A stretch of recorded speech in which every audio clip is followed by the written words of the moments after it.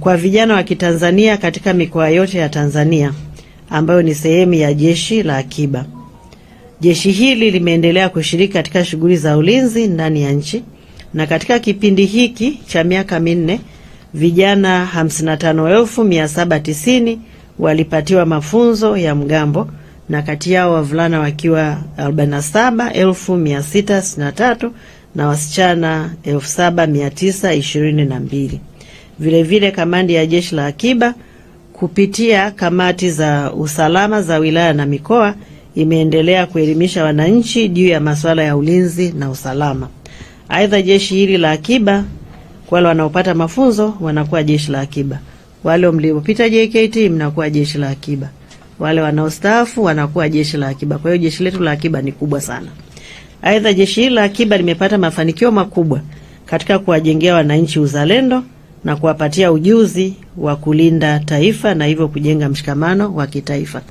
Labda tu hapa nifafanue, nimesema kamandi hii imeanzishwa sasa, lakini mafunzo haya hata huko nyuma yalikuwepo. Lakini yalikuwepo, tulikuwa tu kilichokuwa hakipo ni kamandi. Kwa kuona umuhimu wake, basi Jeshi la Ulinzi la Wananchi Jeshi la Ulinzi la Wananchi wa Tanzania lilitoa mapendekezo na serikali iliona umuhimu wa kuanzisha hii kamandi ambayo inafanya vizuri sana. Nimesema Jeshi la Akiba ni kubwa sana. Kwa hiyo yeyote anayejijua kwamba ni miongoni mwa jeshi hili la akiba katika hayo makundi niliyoyasema, basi aendelee kuwajengea wananchi elimu na uwezo wa kuendelea kuwa wazalendo na kuwapatia ujuzi na umuhimu wa kulilinda taifa lao, na hivyo kuwezesha mshikamano wa taifa letu ambao kila mataifa mengi mbalimbali wanautamani uendelee kudumu. Kwa hiyo kama wewe sio sehemu ya Jeshi la Akiba, kaa karibu tu na wale walio karibu na Jeshi la Akiba ili uweze kunufaika zaidi, naweza kuelewa, kwa sababu haya ni mambo mnaweza mkayaona ni madogo, lakini ni mambo makubwa sana. Mataifa husambaratika kwa kukosa uzalendo. Mataifa husambaratika kwa kukosa mshikamano. Kwa hiyo tujitahidi, wale wote wenzangu mimi ambao ni sehemu ya Jeshi la Akiba, basi tukafanye kazi yetu inavyotakiwa. Katibu mkuu hapa ni mmoja wa Jeshi la Akiba. Nafikiri hapa Maradi ni mmoja wa Jeshi la Akiba, na wengi huko nikisema nyosheni mikono nafikiri wengi nitawapata ambao ni miongoni mwa Jeshi la Akiba. Tukafanye kazi yetu jamani, sawa? Tusiache, hii sio kazi ya mtu mmoja, ni kazi yetu sote. Fanikio lingine ni kuimarisha ushirikiano wa nchi nyingine ushirikiano na nchi nyingine katika nyanja za kijeshi na kiulinzi. Na ndugu wanahabari, kwa kuzingatia mikataba ya kikanda na kimataifa ambayo Tanzania amesaini au tumesaini, kwa kuzingatia mikataba hii katika kipindi hiki cha miaka 4 ya serikali ya awamu ya 6, serikali kupitia wizara imeendelea kuliwezesha Jeshi la Ulinzi la Wananchi wa Tanzania kushirikiana na nchi rafiki, jumuiya za kikanda na kimataifa katika maeneo ya ulinzi na amani, mazoezi na mafunzo pamoja na michezo.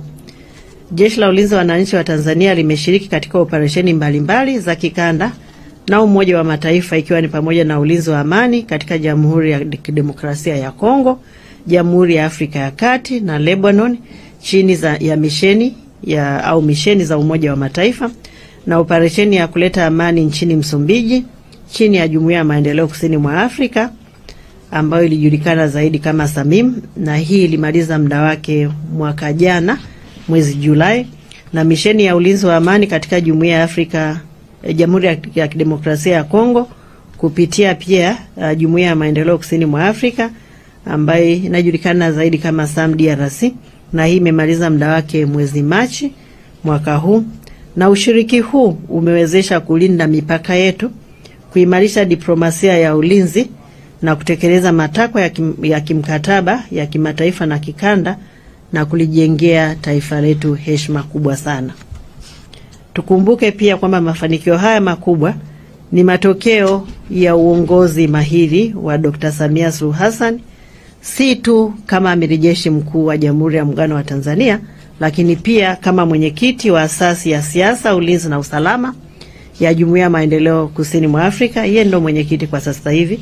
Kwa hiyo napotaja hizi mission za amani ambazo zimefanyika katika kanda au Jumuiya ya Maendeleo Kusini mwa Afrika. Anayekuwa akiongoza michakato hii kama mwenyekiti ni Mheshimiwa Dr. Samia Suluhu Hassan. Si kazi ndogo hata kwa taifa kujitoa katika mission kama hizi. Inahitaji ujasiri wa hali ya juu, inahitaji utayari wa hali ya juu, na inahitaji uzalendo wa hali ya juu. Kwa sababu mtu mwingine anaweza akasema kwa nini, lakini yeye anaelewa kwamba amani ya nchi yako lazima pia uangalie amani ya dunia, na ukiwa kama mwanachama wa hii mikataba ya kimataifa na kidunia. Lakini pia Tanzania ni mjumbe wa Baraza la Usalama wa Umoja wa Afrika.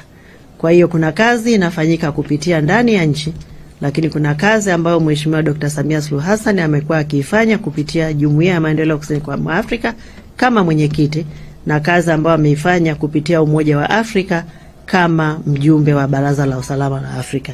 Na hii ni heshima kubwa sana. Ni kwamba unaaminiwa kimataifa, unaaminiwa kikanda, na unaaminiwa hata katika Umoja wa Afrika kupewa nafasi kubwa kama hizi za kusimamia ulinzi na amani kimataifa na kikanda. Kwa hiyo tumshukuru Mheshimiwa Rais, lakini pia tumpongeze sana na tuendelee kumuunga mkono, kwa sababu kazi hii anatutegemea sisi wote ambao ni wasaidizi wake, lakini na sisi waandishi wa habari kuelezea yale mazuri na faida za haya yanayofanyika. Kuna mazuri, lakini kuna faida. Faida lazima zieleweke kwa wananchi ili wajue kwamba kwa nini Tanzania inafanya yote haya, kwa nini Mheshimiwa Rais anatoa kipaumbele katika haya, na katika kutoa kipaumbele tunanufaika nini.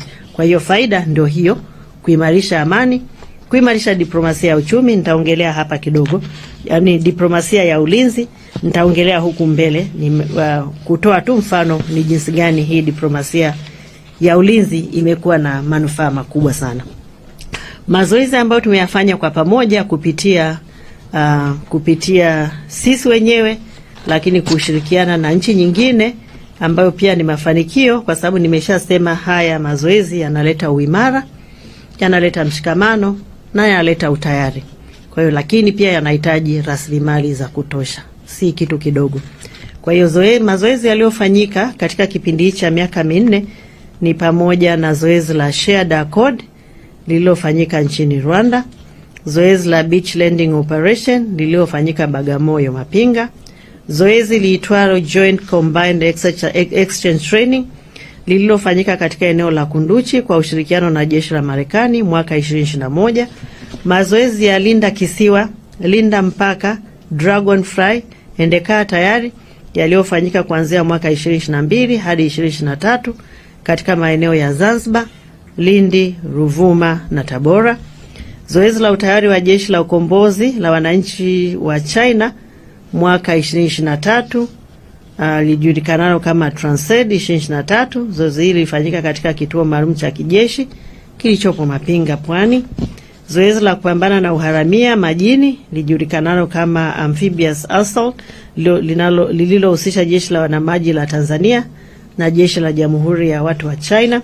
Zoezi lijulikanalo kama Amani Umoja 2024 likiwa ni maadhimisho ya miaka 60 toka kuanzishwa kwa jeshi la ulinzi la wananchi wa Tanzania. Baadhi yenu mlishuhudia na mliona utayari wa jeshi letu kwa ule uchache tu wa mambo yaliyofanyika wakati huo wa maadhimisho. Zoezi lijulikanalo kama Africa India Key Maritime Engagement 2025 lililohusisha jeshi la wanamaji wa India pamoja na jeshi letu la wanamaji na nchi za Afrika ikiwemo Tanzania, Kenya, Afrika ya Kusini, Msumbiji, Djibouti, Madagascar, Mauritius, visiwa vya Comoros na Seychelles. Na zoezi la kuimarisha na kuwajengea uwezo maafisa na askari liitwalo Katrasa Express lililohusisha majeshi ya mataifa 14 ikiwemo Marekani, ikiwemo Komoro, Djibouti, Georgia, Kenya, Madagascar, Malawi, Marekani, Mauritius, Morocco, Msumbiji, Seychelles, Somalia na Ufaransa, Ubelgiji, obviously na Tanzania kama nchi mwenyeji. Vile vile serikali ya awamu ya 6 kupitia taasisi zake, kupitia wizara na taasisi zake imeshirikiana kwa tija na nchi rafiki katika masuala ya ulinzi na usalama katika maeneo mbalimbali ikiwemo mafunzo na taaluma ya kijeshi, misaada ya kitaalamu, zana na vifaa. Vile ushirikiano umeimarishwa na Umoja wa Mataifa, Umoja wa Afrika, Jumuiya ya Maendeleo Kusini mwa Afrika na Jumuiya ya Afrika Mashariki katika mafunzo, ubadilishanaji wa wataalamu na operesheni mbalimbali, ambapo umewezesha nchi yetu kujenga uwezo, na mafanikio haya yamewezekana kutokana na jitihada za makusudi zinazofanywa na Rais wa Jamhuri ya Muungano wa Tanzania na Amiri Jeshi Mkuu Dr. Samia Suluhu Hassan ya kuimarisha diplomasia, ikiwa ni pamoja na diplomasia ya ulinzi. Pia tumeshiriki vikao mbalimbali kama ngazi yangu, ngazi ya katibu mkuu, ngazi ya wataalamu, ambapo pale tunapata fursa ya kubadilishana mawazo na wenzetu. Haya yote yanahitaji pia utayari na rasilimali, kwamba mtu aone kwamba kumbe kushiriki katika vikao kuna faida na kunaleta mtangamano ndani ya nchi yako, lakini na nchi marafiki na jumuiya za kikanda. Na wakati mwingine mtu akisema kumekuwa na mafanikio ya diplomasia ya kiulinzi, nadhani watu wanaiona kama ni kitu chepesi, lakini tuna mfano hai hapa juzi, wala sio muda mrefu, ambapo mmeona baadhi ya watu waliotaka kuja kujipenyeza ndani ya nchi yetu na kuleta vurugu. Watu hao wamekuja, lakini kutokana na diplomasia ya uchumi, diplomasia ya ulinzi, nisamehe sana kwa sababu pia nimekuwa katika wizara zingine ambazo zinashughulika na uchumi, kwa hiyo wakati mwingine na baada ya kusema diplomasia ya ulinzi najikuta nikisema diplomasia ya uchumi, lakini pia diplomasia ya uchumi ni kama imezoeleka zaidi. Mmeona jinsi gani mataifa ya hao waliotaka kujipenyeza na kuleta fujo yamekuwa mstari wa mbele kuitetea Tanzania. Mmejionea ndugu zangu, si ndio? Kwamba wewe unakimbilia kwenye nchi ya mwingine, unataka kwenda kufanya fujo, lakini kwa sababu ile nchi imeshajenga diplomasia vizuri na nchi yako, hata nchi yako inaona kwamba wewe kwa kweli unachokifanya sio sahihi. Kwa hiyo haya mambo ya kuimarisha diplomasia ni mambo muhimu sana. Ni fanikio ambalo kwa kweli hatuna budi kujivunia, lakini hatuna budi kupongeza. Kwa sababu mtu mwingine angetarajia kwamba hawa watu waliofanya wanataka kuleta vurugu katika nchi, basi nchi zao